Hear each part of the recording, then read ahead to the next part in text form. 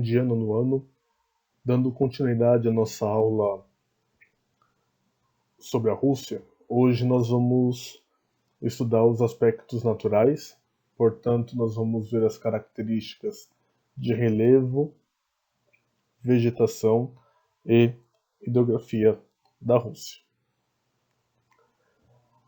A Rússia é o maior país em extensão do mundo, com 17.075.400 km² de área, e faz fronteira com diversos países, tanto no continente europeu quanto do asiático. Cerca de 2/3 do território situam-se na Ásia e o restante na Europa. Moscou, a capital do país, localiza-se na porção europeia.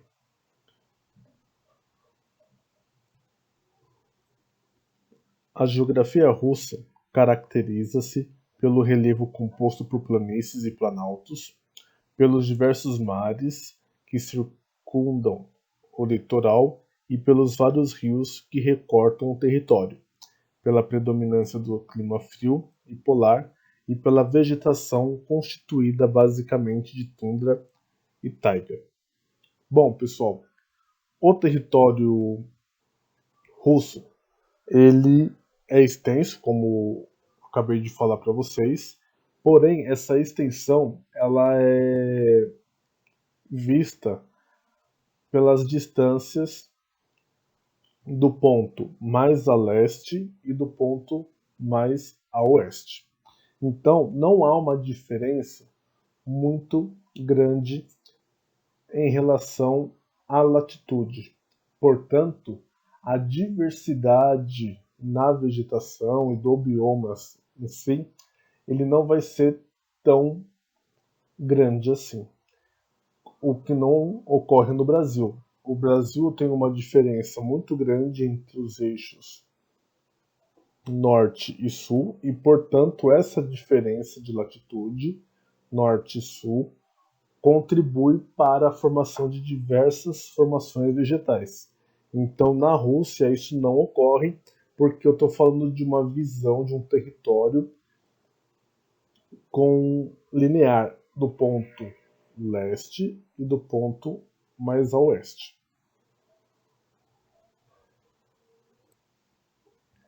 Se eu pudesse dividir o território russo em duas partes, quando a gente aborda a questão do relevo, ele funcionaria da seguinte maneira, tá?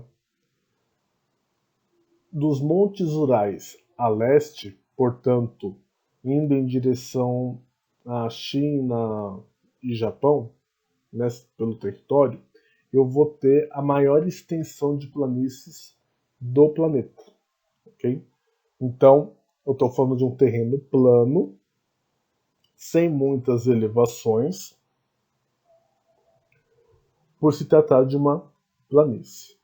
Dos montes Urais para o oeste, portanto, para o lado europeu, eu vou encontrar um relevo mais recortado, portanto, com maiores altitudes, maiores diferenças, né, de altitudes, e também com grande presença de redes hidrográficas na região também.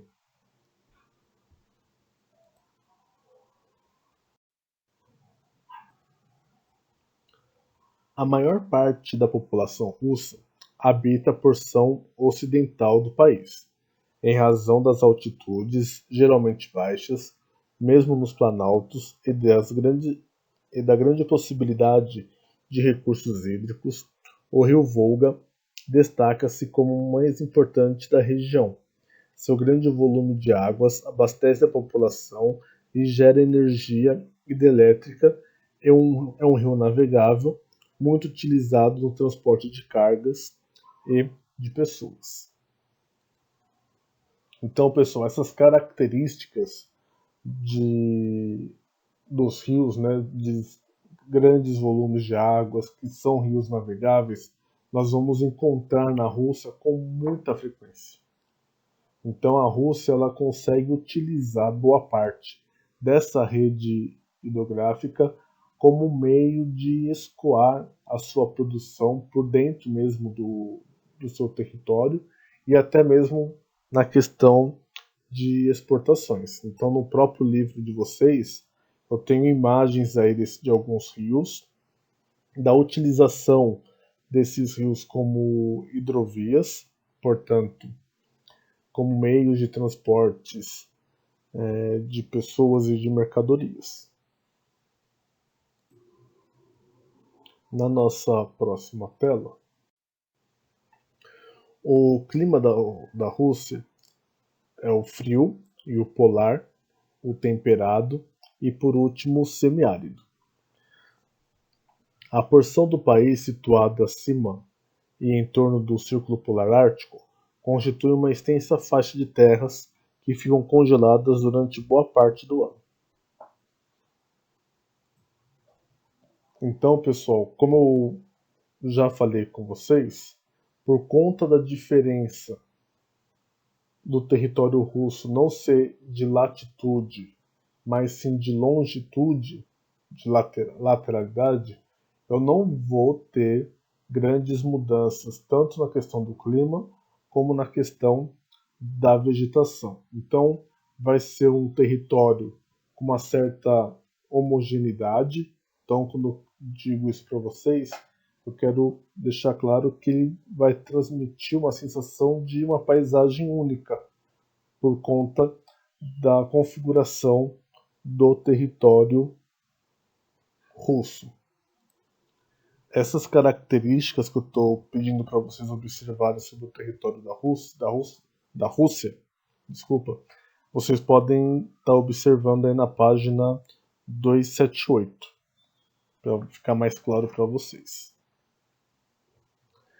Em algumas áreas do sul do território russo, o clima é temperado, ou seja, consiste em verões suaves e invernos rigorosos, com temperaturas de neve e temperatura média de -5 graus, onde predomina esse tipo de clima. A floresta é decidual, temperada, com árvores altas, de copas densas, que perdem suas folhas no inverno, como os carvalhos.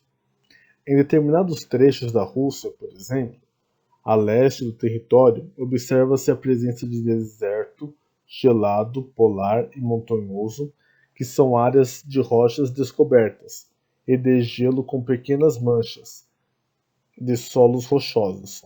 Essas áreas são pobres em matéria orgânica e retêm pouca água. Em alguns lugares dessas áreas aparecem alguns musgos, líquens e pequenos arbustos. Então, para finalizar a nossa conversa, eu quero que vocês tenham essa visão, tá? As árvores encontradas na Rússia, elas têm períodos de folhagem e períodos sem nenhum tipo de folha. Dá até aquela sensação que aquela árvore já está morta, mas na verdade não é isso, é por conta do clima em que ela perde todas as suas folhas, o que não ocorre aqui nas regiões tropicais, porque por mais que a gente tenha um período de frio, esse frio ele nem de perto chega às temperaturas negativas como são registradas na Rússia. Então, o nosso tipo de vegetação ele apresenta folhagens durante todo o ano. Na Rússia, não. Então, nas estações mais frias, as árvores tendem a perder essas folhagens. Então, fica aquela imagem, por mais que eu tenha o gelo, o frio, é uma sensação de um ambiente seco, por não ver água, não ver umidade no ar, no caso. Tudo bem? Bom, eu vou pedir para vocês realizarem as atividades lá no início, né, da página 275 até a página 279. A gente se encontra na semana que vem. Boa semana para vocês e até mais.